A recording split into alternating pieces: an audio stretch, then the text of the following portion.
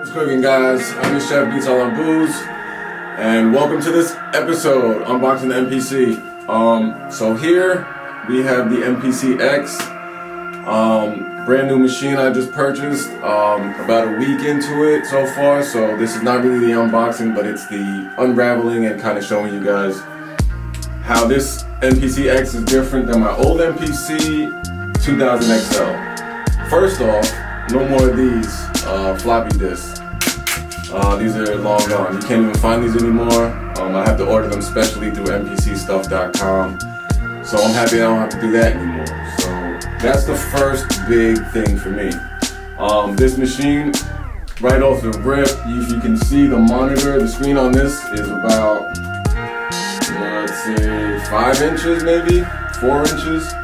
This monitor, if you can see, is a 10-inch touchscreen, color, LCD lights, and all this cool stuff. So right off the bat for me, that sold me, and everything else that it can do. But right off that, I love it. It's touchscreen. If you guys can see, if I touch things, they move. It's pretty cool. I could, do with that like that, or I could do it with the jog wheel, change different things, turn things light up. Everything is kind of laid out for you as far as the jog wheel, the input buttons, everything moves around, and it's the same functions here. I have that, the buttons, and I have the jog wheel, but like I said, the screen is so small and it's just spread out here. It's just a better workflow. That's number one. The Q links, which I have here, 16 Q links, link up to the pads where they have velocity, pitch, filters, everything that I want to do to one pad. I could change throughout these Q links by changing them. I could change the tempo, I could change the timing, I could change the track, everything, which is so dope. So right off the bat, MPC, Akai, they did a great job with this machine. Really keeps the form of what I'm used to, which is the 2000 XL, which is an older machine than most MPCs that are out now, because they have the 2500, the 3000, 5000, a bunch, Renaissance, a lot of them but I stuck with the 2000 XL just for the sound purposes, and I loved it, and I just wanted to upgrade to this new machine that I've been seeing. So it's definitely a dope upgrade. I know they have the MPC Live, they have the MPC Live 2. Those machines I saw are kind of like the little brother to this one as far as the programming and what it looks like and the touchscreen and all that stuff. As far as what they can do, I don't know because I don't have it, but this is the MPC X. The effects I really like, which are like simultaneous effects that are touchscreen that you can do with your finger as you're playing the stuff. So say for example, I have this sample in here, and I'm playing it. As I'm playing it, I can kind of mess with the sample. So it'll do it as I'm, simultaneously playing it. So if I'm playing a beat, I could do it, which is dope, because on the 2000 XL, you don't really have that feature. You'd have to put it in a program and do it there. So this kind of gives me I can put live effects as I'm making the beat, and I can write them in as far as recording them while I'm doing the sequence, which is dope. Right, so another feature on this is the sampling feature, where when you sample straight in audio, you can chop it as it's coming in to the MPC. So on the MPC 2000, you can put the audio in, but you can't do anything with it as it's recording into the MPC. You gotta wait till it's in there, then bring it into program, and then chop it up, you know what I mean? But this, when it's recording in live, I can set my my chop point. So if you can see, every time I hit a pad, it'll bring me to a new cue point on the chop, which is dope, because then it kind of skips a step where as it's recording in, I set my chops, and then boom, I go straight to program, and then it's already there. It's already there, it's already cut for me, it's already set how I want it to, and then I could go in and move them around if I want to, or clean them up, which is dope. So, got a little sample I chopped in here, threw some drums on it, made a little track out of it, but I want to show you guys the effects that I could do on them while the beat's playing. So I'm gonna show you guys that right now. Right now I have it on frequency EQ, low pass, and I have it on beat repeat. So I'm gonna show you the low frequency pass first, and then I'm gonna do the beat repeat as the beat's playing, and it's all doing it as I'm playing the beat, which is dope. So here we go.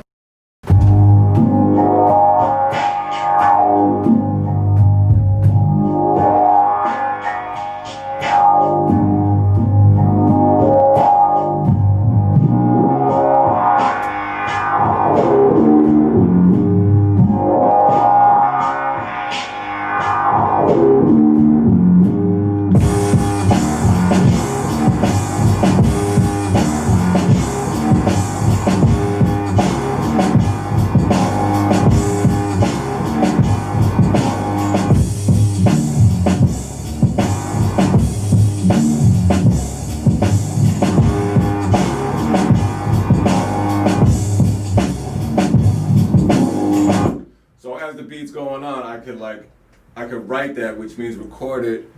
So like the bass, I could have muted or like at a low frequency pass, and then bring it up for certain parts of the beat, like I was just doing. So in the beginning, like I'll have it on a low pass, and then just let that other part burst out.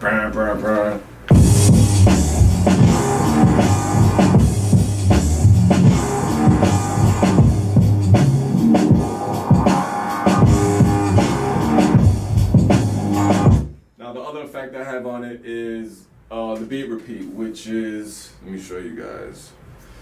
And I could change the track from here too, which is it's just so much easier than the other one, where you'd have to like hit certain knobs to get to where you need to go. This one is just the turn of a different knob, which is right here, but it's just easier to see.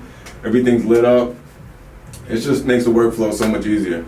So the other EQ I have, the other effect I have is the beat repeat, which does this. And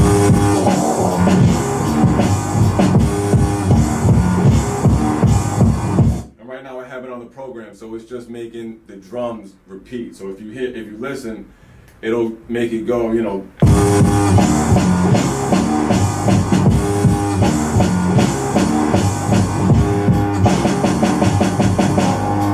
I can set it on the program so I can have the sample still doing what it's doing, but just have the drums beat repeat, or I could have the sample, I could have the effects on certain tracks. So right now, like I have the beat repeat on track 1, which is the drums, the sample's track 2, and I have the filter on that. If I had track 3, I could put like a tape stop.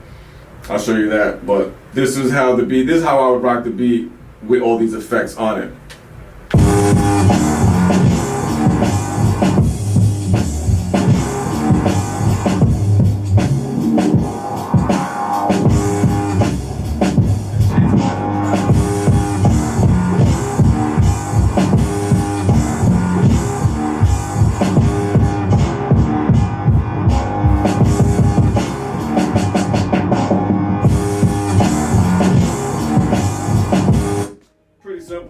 It's just, I'm still learning some of the new things that this machine could do because it's so different than the 2000 XL. So I'm not gonna sit here and say I'm a pro at this, but for what I use the 2000 XL for, I've exhausted that in here. So now I'm just trying to get, new ideas and figure out what this thing can really do.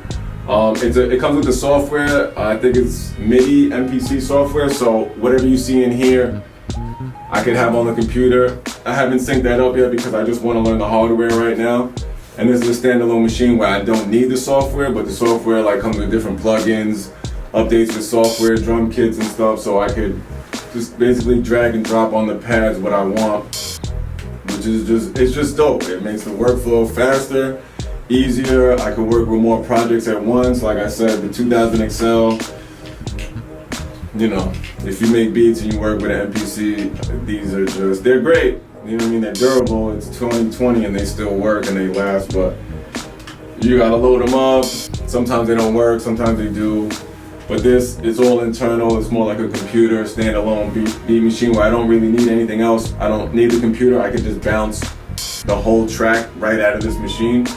I also use like a USB drive in the back I have, so I could take sounds that I have on my computer, USB them right in here, and just bloop bloop. It's done pretty much. I could drag them off, put them on the pads, and then just work from there. And just the projects too, because like I'm used to loading up, like I said, on zips. With this, everything's right here. All the beats the tracks that I've done, right here. So it's just as simple as clicking the beat and hitting load. And then do you want to save? Yes. You know, it replaces what was in there, and now it's a whole nother beat. And that for me was like, if I had to do that in MPC, I'd have to find the floppy disk, load it in, wait for it to load. It takes a little while, not too long, but it takes way longer than what you just saw right there. So that is just a key feature that I love. So it just goes from beat to beat. You can save a bunch of projects in here. All the sounds on the USB, the software, everything just syncs up to make the flow easier. And if I start a track and I can't, you know, I'm just got blocked, you know, like beat block or whatever, I'll stop it, start a new project, load up new drums, and it's just very fast. So this is another joint that I did within the last couple of weeks that I had this machine. And I used the drums that were in here because this machine comes with a couple sound packs, couple drum packs, and I have a Splice account, and this thing syncs up Wi-Fi to my Splice account. So if I go to browse content, if I go to Splice, all my sounds that I have on my Splice account are in here. So I can search by instrument, by key, pack, sound, sample, all of that. It's dope. So this one, I think I used a Splice sound. So let's see what's up with this one and see some effects I used on that. And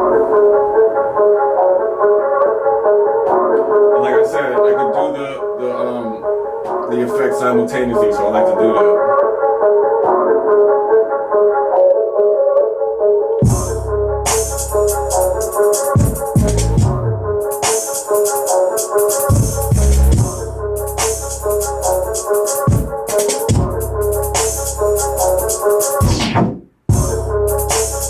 Effect. They got the tape stop on there. They got that in Logic too. But it's just so easier here because I can write it right into my beat. I don't have to track it into Logic and then do it. I can do it right here, record it, and it's done in there. So it's like, you know, the tape stop like a record stop. And it's all to the touch, which is just, it's dope. It's dope.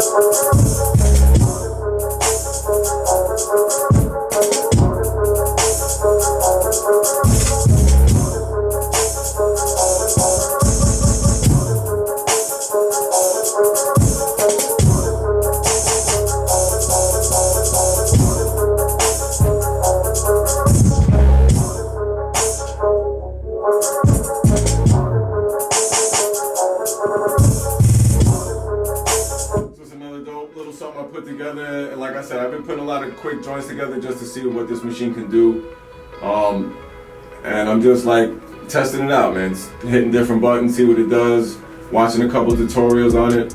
And like I said, this is not really a tutorial, this is just me kind of breaking it in and just seeing the difference between this machine, what this machine can do and what this machine can do. And because there's been about maybe 5 or 6 machines between these two, I'm sure that this machine can do way more than what that can do. But for what I use this one for, this does that 100 times better. So I'm happy with it. I hope you guys enjoyed this little demo, little unboxing, and I look forward to making a lot of different joints on here and like kind of just exploring what I can do with this. But that's it for the unboxing episode. The good news is the Beat Bistro, we are back for season 2. That episode premieres July 5th, first episode of season 2. So tune in for that. I'm excited. I hope you guys are excited.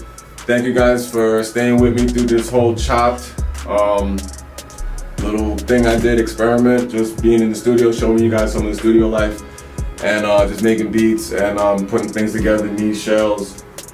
But like I said, July 5th, season 2. Back at the Bistro. Thank you guys for tuning in, and I'll see you guys soon.